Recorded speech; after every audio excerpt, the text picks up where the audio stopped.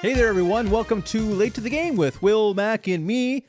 There's Will and Mac. Here I am, right here. Dave, your host for today's program. Today is a special episode in honor of the 2026 Winter Olympics.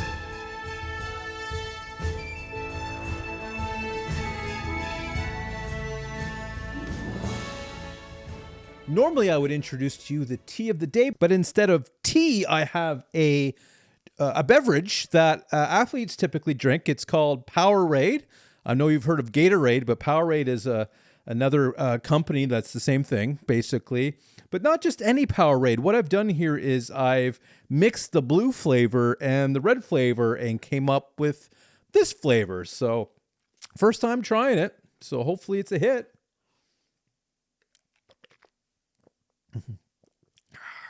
You know what? I don't know. They all taste the same to me, but there you go. But let's get into today's program, if you will. Again, it's regarding the 2026 Winter Olympics, which were held in Italy in a place called Milano's Cortinos, I believe, something along those lines.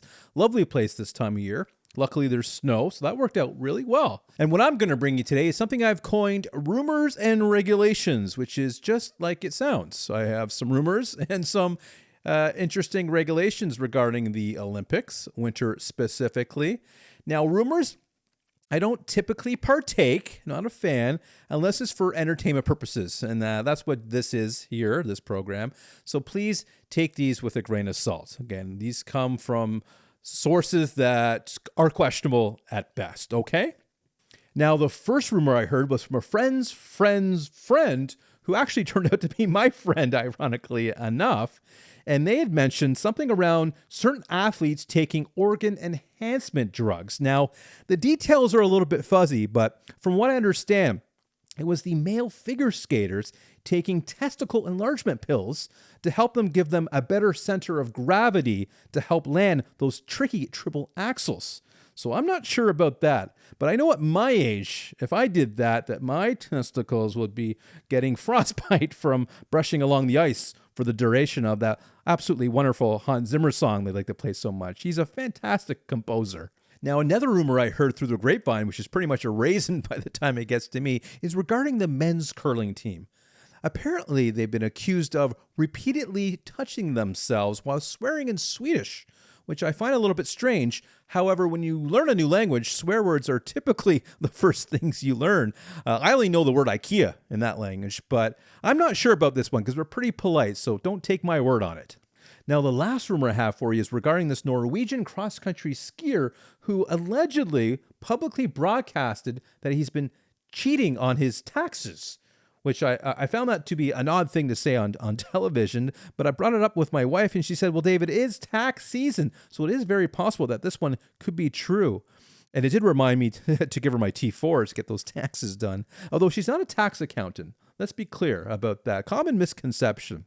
Either way, I hope the Norwegian version of the IRS is easy on him, because it took a lot for him to say that, so good for him. Good for him.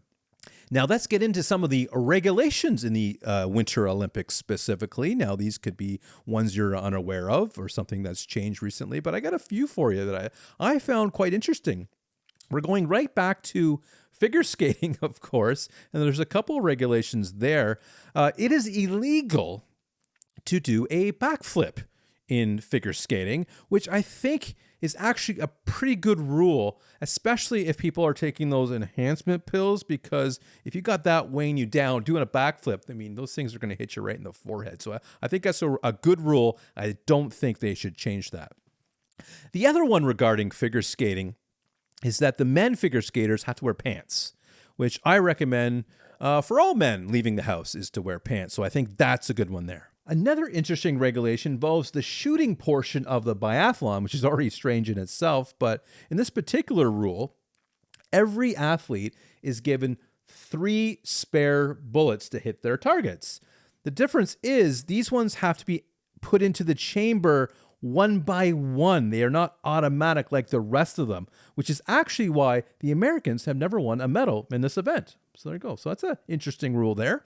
And the last regulation is regarding ski jumpers. That suit, it's got to be snug. It has to fit precisely, Judges will actually measure crotch height and fabric permeability rigorously at the top of the hill and at the bottom of the hill. Fortunately, there is a copy of Penthouse Forum at the top of the hill if you need it, and if you ask the officials, they'll actually read it to you to help make sure you get that comfortable fit.